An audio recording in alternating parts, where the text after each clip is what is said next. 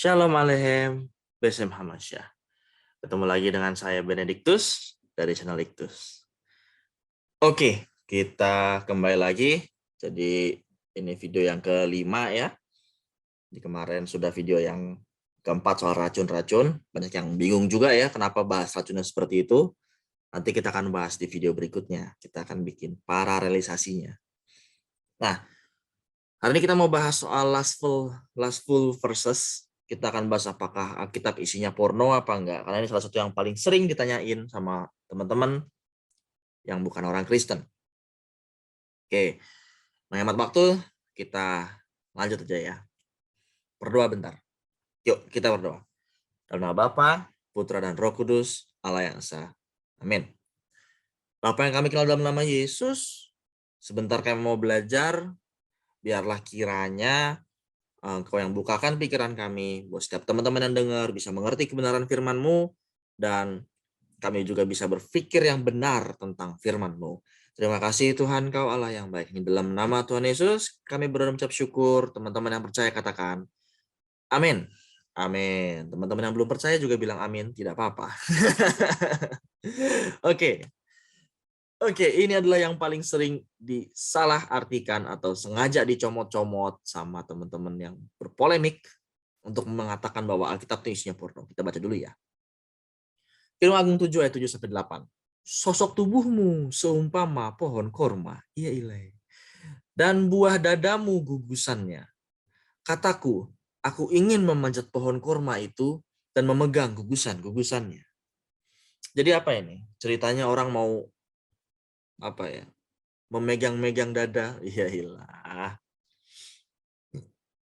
Memang sulit ya kalau otaknya tuh selangkangan, sulit memang. Tapi nggak apa-apa, semoga yang otak selangkangan mulai hari ini selesai otaknya selangkangan, kita ganti dengan otak yang benar, oke?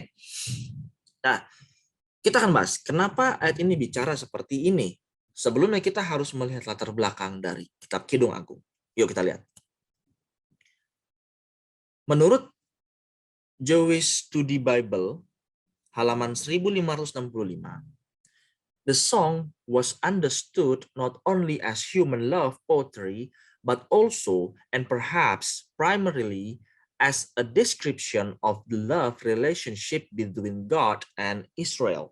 Jadi lagu kidung ini diartikan, dimengerti bukan hanya sebagai puisi tentang cinta manusia, tapi juga sebagai deskripsi tentang bagaimana hubungan kasih Allah dengan Israel. Ya. Jadi ini tidak bicara soal manusia yang sedang menggrepe manusia, tidak. Ini bicara soal bagaimana Tuhan sangat menginginkan umatnya, dia sangat berhasrat, dia sangat pengen jadi yang dikasihi oleh umatnya. Belum paham? Oke, nggak apa-apa, pelan-pelan. Yuk, next. Juga sama dari Jewish to the Bible, halaman 1566. The lovers are sometimes identified as God and Israel, and sometimes interpreted as God and the individual soul, or alternatively as the male and female aspect of the divine. Jadi the lover pasangan ini yang saling mencintai ini kadang-kadang diidentifikasikan sebagai Tuhan dan Israel, kadang-kadang diinterpretasikan juga sebagai Tuhan dan individual individu sebagai individu pribadi sebagai satu pribadi yang sendiri, atau juga sering disebutkan sebagai laki-laki dan perempuan dalam aspek keilahian. Ya, sekali lagi, nah ini diperjelas nih sama dia nih, tadi yang saya ngomongin diperjelas ini bahwa ini menggambarkan hubungan Tuhan dengan Israel. Lalu apakah Tuhan seporno itu mau menggrepe-grepe? Wow. Tentu saya rasa kalau kita berpikirnya selangkangan pasti akan begitu mikirnya. Tapi kalau kita berpikir secara konteks, apakah orang yang dalam hubungan perkawinan grepe-grepe itu jadi porno? Apakah percumbuan dalam konteks pernikahan itu jadi porno? Aku tanya dulu. Kalau sampean. Sampean sampai mama sama punya ibu, itu papa dan mamamu menikah. Terus cium-ciuman, berhubungan badan, lahirlah kamu. Itu porno nggak? Porno. Lu sekarang tuntut orang tua lu karena dia melakukan hal yang porno sampai lu lahir. Nggak masuk akal. Yang masuk akal lah, orang itu wajar kok dalam konteks pernikahan. Makanya diibaratkan seperti itu. Oke, masih belum paham? Tidak apa-apa. Next, kita pelan-pelan supaya kamu paham ya, biar Roh Kudus bekerja nih, Roh Kudus bekerja ya, ini otak-otak selangkangan nih biar kembali normal. Oke, next. Dari Jewish to the Bible halaman 1576. Dia bilang gini, the wives serve as a kind of sexual foreplay that the lover wishes to consummate. Jadi ini wasp itu sebagai Arabic poetry ya, kalau kita cari itu gaya berpuisi ini gitu, disajikan dalam bentuk keinginan si lover, si pasangan itu, si orang itu untuk sexual foreplay gitu, untuk menyenangkan hati si perempuannya gitu loh, pemanasan dengan perempuannya, untuk berhubungan lebih intim dengan perempuannya. Tuhannya kok berhubungan intim lah ya itu. Karena Tuhanmu tidak pernah menganggap kamu sebagai pasangan, makanya kamu bingung. Tuhanmu tidak pernah menganggap kamu lebih tinggi dari hamba. Makanya kamu bingung dengan konsep seperti ini. Tuhan kami yang kami sembah itu menganggap kami itu bukan hanya sebagai hamba. Dalam beberapa perumpamaan diibaratkan sebagai pasangannya sendiri yang dia cintai dengan sangat. Fair-fairan deh, kamu cinta hamba sama cinta pasangan, lebih jauh cinta mana? Jadi kalau kamu nggak paham, mungkin karena konsep Tuhan yang dalam otakmu tidak pernah, itu dia mengibaratkan kamu sebagai pasangan, dia tidak pernah cintai kamu sebagai belahan jiwanya, tapi dia hanya cintai kamu sebagai kamu hambanya. Tuh, camkan. Kok marah sih? Nggak marah, cuma kesel aja. Padahal sama. Ya, ayo, kalau mau dicintai oleh Tuhan, dicintai oleh Tuhan yang kayak begini, boleh nanti di akhir kita berdoa, ayo. Ya, kita next dulu. Jadi seks itu kudus atau najis? Bingung? Nggak apa-apa. Yuk, next dulu. Kita buka di Efesus 5 ayat 31 sampai 33. Sebab itu, laki-laki akan meninggalkan ayahnya dan ibunya dan bersatu dengan istrinya, bersatu, sehingga keduanya itu menjadi satu daging. Rahasia ini besar, tetapi yang aku maksudkan ialah hubungan Kristus dengan jemaat.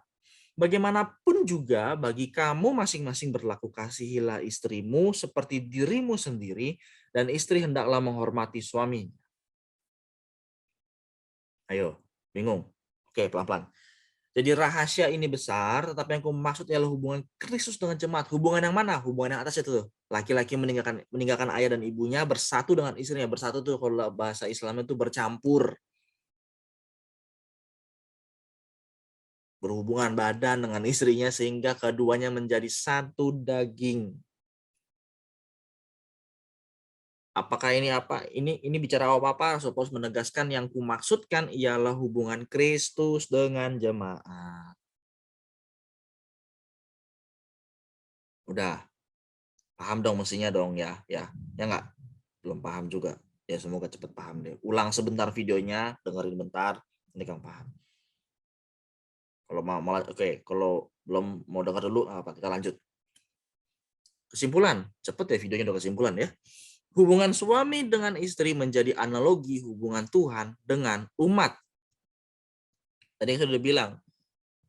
Makanya hasrat suami untuk berhubungan intim dengan si istrinya itu menggambarkan bagaimana Tuhan ingin berintimasi dengan kita. Sedekat itu, secinta itu, seintens itu, sehangat itu, semembara itu, semenggairahkan itu. Ya, karena seks kudus dalam konteks pernikahan dan Tuhan menggambarkan dirinya mencintai umatnya seperti seorang suami yang mencintai istri dalam pernikahan. Kenapa? Ibu-ibu, suaminya nggak pernah begitu? Iya, suaminya coba cek suaminya bener nggak? Jangan-jangan suaminya masih jadi hamba lagi. Suamimu tuh kalau sering-sering jadi apa mental hamba ya begitu, nggak bisa mencintai. Ya orang dia jadi hamba gimana? Dia kan bukan mental seorang pasangan, bukan mental seorang pengantin Allah. Ya pantes lah. Ya, aduh suami saya kasar, suka pukul. Nah, ya itu. Karena dia tidak pernah dicintai oleh Tuhan sebagai pasangannya, makanya dia tidak mampu mencintai ibu sebagai pasangan. Wajar. Wajar. Makanya kembalikan ke rancangan-rancangan yang ilahi itu, kembalikan. Kembalikan. Ya, ajak berdoa ibu ya suaminya. Suami juga bertobat loh. Gile, mancing mulu. Bini dilupain loh. Ya, saya masih muda. Mungkin segera akan merit, akan mengalami hal itu ya. Tapi ini kita udah belajar dulu sama-sama. Oke. Jadi sekali lagi ya, hubungan suami dengan istri menjadi analogi hubungan Tuhan dengan umatnya. Oke. Next. Nah, ternyata belum berakhir. Kita akan bacakan ini juga salah satu ayat yang sering dikatakan sebagai porno dalam Alkitab. Yuk kita baca.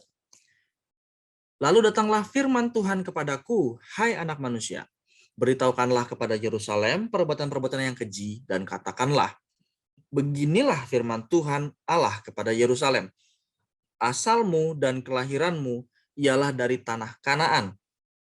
Ayahmu ialah orang Amori dan ibumu orang Heti.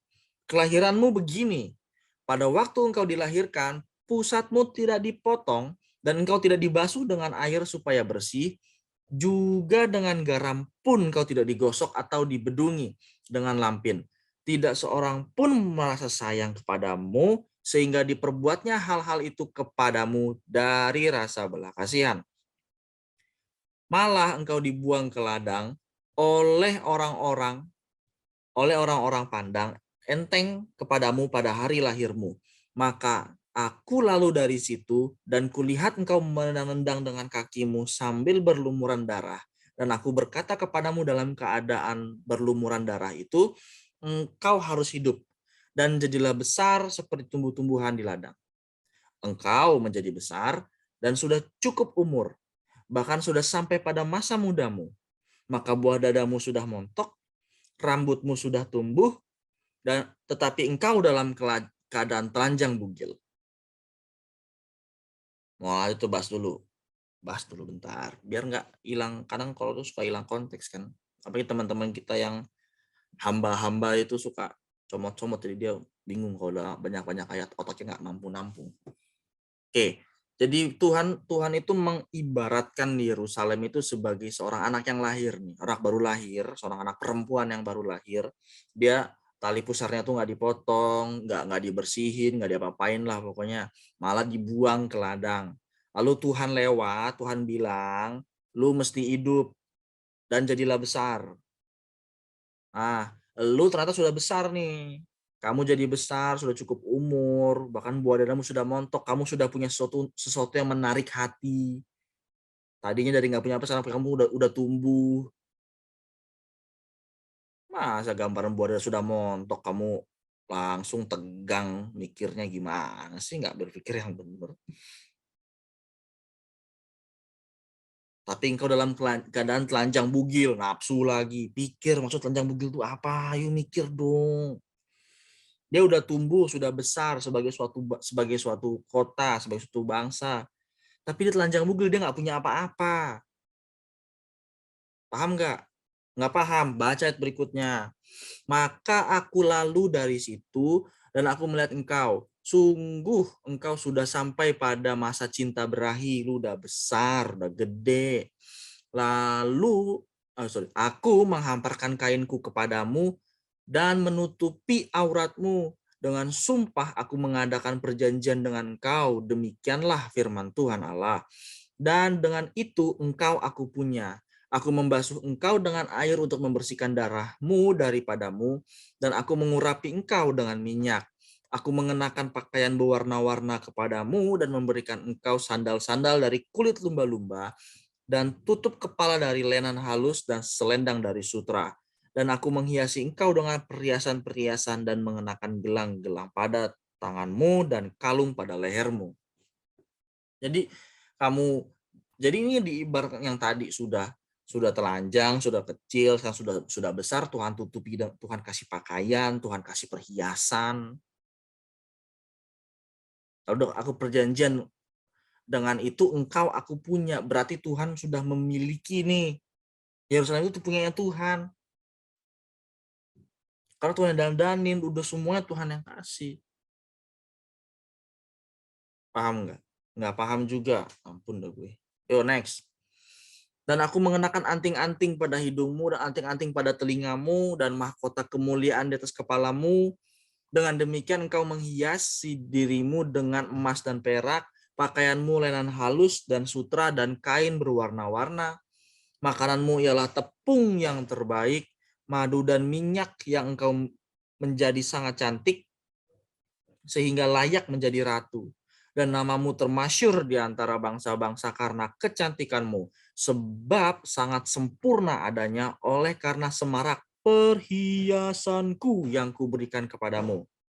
Demikianlah firman Tuhan Allah. Jadi kamu, diibaratkan kamu tuh yang dibuang. Jadi paham kan, kamu yang dibuang oleh siapa-siapa, nggak ada yang perhatikan kamu. Aku yang tutupin kamu waktu kamu telanjang, aku yang kasih kamu perhiasan, aku yang sampai kamu tuh wangi, cakep, termasyur. Semua tuh karena aku, kata Tuhan. Ya. Bukan karena siapa-siapa, karena Tuhan. Udah, masih bingung? Next. Lanjut dikit lah, nggak apa-apa. Tetapi engkau mengandalkan kecantikanmu dan engkau seumpama bersundal dalam menganggarkan ketermasyuranmu, dan engkau menghamburkan persundalanmu kepada setiap orang yang lewat. Engkau mengambil dari pakaian-pakaianmu untuk membuat bukit-bukit pengorbananmu berwarna-warni, dan engkau bersundal di situ. Seperti itu belum pernah terjadi dan tidak akan ada lagi. Engkau mengambil juga perhiasan-perhiasanmu yang dibuat dari emasku dan perakku yang kuberikan kepadamu, dan engkau membuat bagimu patung-patung lelaki dan engkau bersundal dengan mereka. Engkau mengambil dari pakaianmu yang berwarna-warni untuk menutupi mereka, dan engkau mempersembahkan kepada mereka minyakku dan ukupanku. Jadi maksud Tuhan apa? Ini bangsa ini yang sudah Tuhan kasih kemasyuran, Tuhan kasih macam-macam, tapi dia malah bikin apa? Bukit-bukit pengorban. Maka engkau mengambil dari pakaian-pakaian membuat bukit-bukit pengorban. Ini jelas bukan bicara soal hubungan, apa namanya? Bukan nih porno, ada perempuan yang benar-benar berzina. Enggak, bukan. Suatu pengandaian. Bersundul itu kamu menyembah Allah-Allah lain. Menyembah Allah-Allah lain. Allah yang tidak pernah dikenal. Di bawahnya lagi lihat tuh, kamu buat bagimu patung-patung lelaki dan engkau bersundal dengan mereka. Ya kan, buat patung-patung Allah lain. Maka diibaratkan seperti ini. Engkau mengambil pakaianku untuk menutupi mereka, engkau mempersembahkan kepadaku minyak, kepada mereka minyakku dan ukupanku. Jadi kalau lihat konteksnya kita paham bagaimana sakit hatinya Tuhan itu seperti sakit hatinya seorang laki-laki yang menyayangi, yang mendandani si perempuannya yang dia punya, yang dia pungut, yang dia yang dia jadikan seperti ratu, tapi malah yang dijadikan seperti ratu itu pergi sama yang lain. Sobat Ambiar nangis tuh, dia ingat mantannya tinggalin dia. Bukan gitu juga, Bos. Ya. Seperti kamu tuh, hatinya patah tebelah-tebelah waktu kamu ditinggalin pacarmu, itu lebih-lebih lagi, Tuhan lebih dalam-dalam lagi, itu baru pacar loh. Belum kasih apa-apa ke dia. Hubungan ini, konsep-konsep ini yang Tuhan mau tanamkan, Tuhan. Ayo, ayo, ayo, ayo. Mikir yang benar. Jangan sibuk menyembah-nyembah ilah-ilah lain gitu. Kerja terus lupa dia sama Tuhan. Sama aja kayak gini. Kalau pekerjaan itu pun Tuhan yang kasih buat kita. Sama kan konsepnya. Saya jadi khotbah sih sekarang. Enggak ada lah. Ya. Oke, sudah paham teman-teman ya. Otak-otak selangkangan sudah mulai sembuh otak selangkangannya. Good, puji Tuhan sudah sembuh otak selangkangannya. Oke. Jadi kita melihat konteksnya. Ini tidaklah porno. Tapi ini sesuatu yang sakral, suci dan kudus. Oke. Oke. Nah. Tuh, kok yang ini? Nah, ini. Jadi, Alkitab porno enggak? Kalau ini masih dibilang porno, coba kasih tahu saya.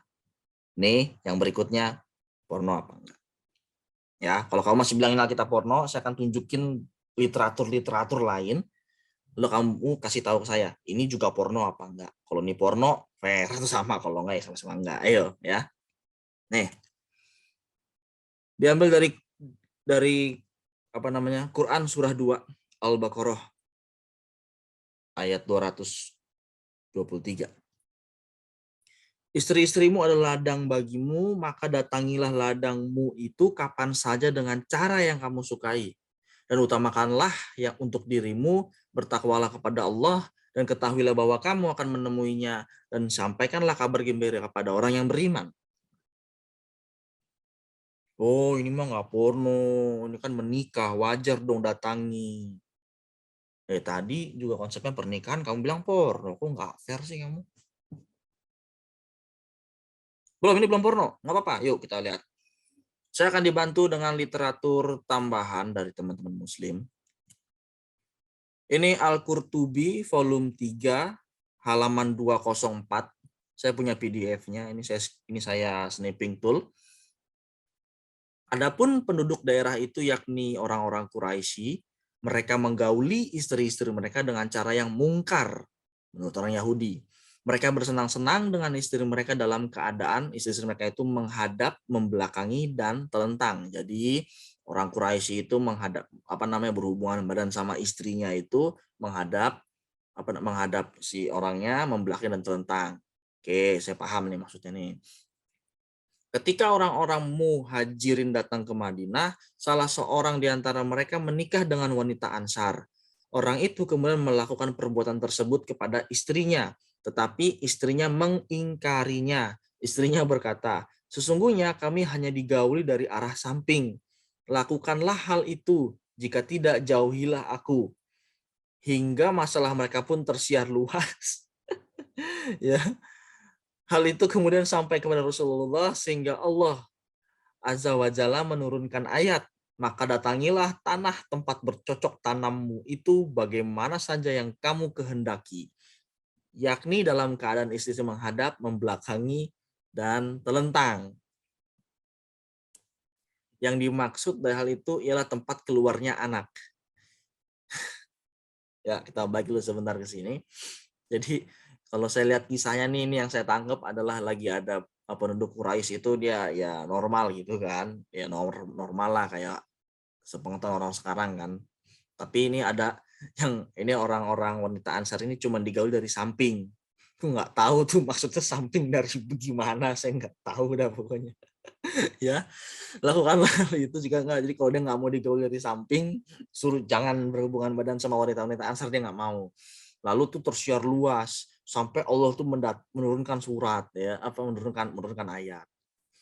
Next kita baca terima. At-Tirmidzi meriwayatkan dari Ibnu Abbas, ia berkata, Umar datang kepada Rasulullah kemudian berkata, "Wahai Rasulullah, aku celaka."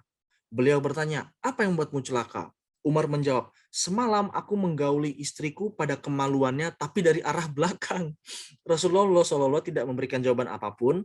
Allah kemudian mewahyukan ayat ini kepada Rasulullah, istri-istrimu adalah seperti tanah tempat bercocok tanam, maka datangilah tempat bercocok tanammu itu bagaimana saja yang kamu kehendaki. Beliau bersabda, campurilah dari arah depan dan belakang, tapi hindari dubur dan darah haid. At-Tirmizi berkata, hadis ini adalah hasan sahih. Jadi gimana tuh? Belum porno. Kenapa belum? Sebelum lanjut, kenapa belum porno? Kenapa belum? Ini kenapa ini nggak porno? Kenapa? Mengatur hubungan menikah. Loh iya, tadi juga Tuhan sama kok. Dia mengibaratkan sebagai hubungan suami istri sama. Kenapa kamu bilang itu porno, ini nggak porno? Apa? Ini porno. Wah, gawat loh. Yang ngomong dia ya, bukan saya loh. Menurut saya ini nggak porno, karena konsepnya tuh bukanlah sebagai apa, ini konsepnya kan dia menggauli istri-istri ya wajar gitu loh. Jadi gimana? Porno nggak? Ya udah kamu tentuin aja lah kalau kayak gitu. Saya nggak mau mengambil kesimpulan apa-apa soal yang ini. Sama dari Al-Qurtubi, ini halaman 205. Imam Ibnu Al-Arabi berkata kepada kabasnya, Syekh Imam Fakhrul Islam Abu Bakar Muhammad bin Ahmad bin Al-Husain berkata kepada kami, vagina itu bentuknya sangat mirip dengan angka 35. Tuh digambarin tuh. Dia traveling otaknya langsung parah dia. Syekh Fakhrul Islam mengeluarkan satu tangannya dan membentuk angka 35. Ibu jari melingkar dengan 3 jari telunjuk, sementara 3 jari lain udah lurus. Lu tentuin sendiri dah nih, porno apa nggak, gue nggak ikutan dah. Ini sama halaman 205 sampai 206. Syekh Fakhrul Islam melanjutkan, lubang air seni adalah sesuatu yang berada di bawah angka 30 tuh di bawahnya titiknya, sedangkan lubang untuk dimasuki penis dan lubang vagina terdapat pada angka 5. Allah telah mengharamkan vagina pada saat haid karena adanya najis yang muncul. Jika demikian, Allah akan lebih mengharamkan dubur karena adanya najis yang permanen. Nah, porno apa enggak? Kamu tentukan. Ya.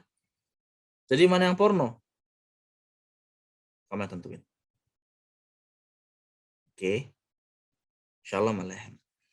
Nah, untuk teman-teman yang tadi mau untuk mengenal Tuhan yang menganggap kamu bukan sebagai hamba, ya Tuhan yang tidak porno tadi di depan itu yang pertama tuh Tuhan yang benar.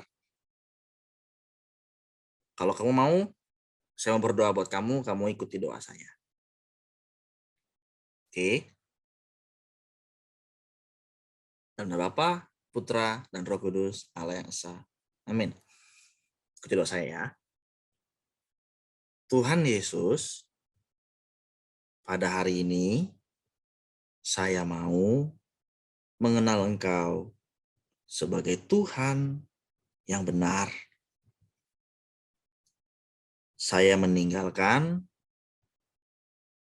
kepercayaan saya yang lama, cara berpikir saya yang lama, tingkah laku saya yang lama, menjadi kepercayaan yang baru, pola pikir yang baru, tingkah laku yang baru. Saya menerima Tuhan Yesus sebagai Tuhan dan Juru Selamat. Bersihkan pikiran saya, hati saya, jiwa saya. Mulai hari ini, saya menjadi pengikut Yesus. Dalam nama Tuhan Yesus, saya berdoa dan mengucap syukur. Haleluya. Amin. Amin. Jadi buat teman-teman yang tadi sudah dengar, sudah mau untuk mengenal Tuhan yang menganggap kamu tuh sebagai pasangannya, selamat. Mulai besok cari gereja paling dekat. Kalau kamu nggak menemukan di mana gereja, kamu bisa chat di kolom komentar di bawah ini. Nanti kita akan bantuin. Oke? Buat hari ini cukup dulu. Shalom Aleichem. Besem Hamasyah.